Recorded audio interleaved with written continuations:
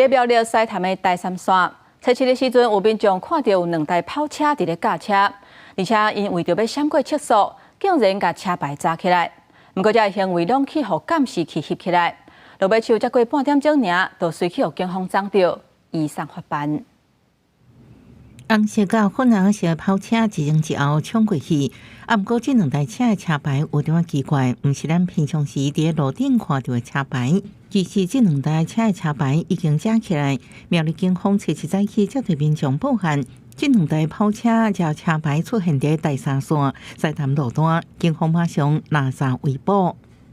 立即调阅监视器，查证确实有2部汽车遮蔽车牌行驶。值班立即通报线上巡逻人员前往拦查。警方表示，顺路警网围捕差不多半点钟，就伫第3线一间高站顶悬发现这2台涉水特别野牌跑车。虽然迄时阵野车牌部已经拆掉，不过野部赛车行为早就被沿线路口监视器翕得清清楚楚。我是有看他拆那个车牌上面拆一个不知道什么，那个类似罩子还是什么的，因为要拍照啊，不知道去哪里拍照，然后他忘记拆掉了。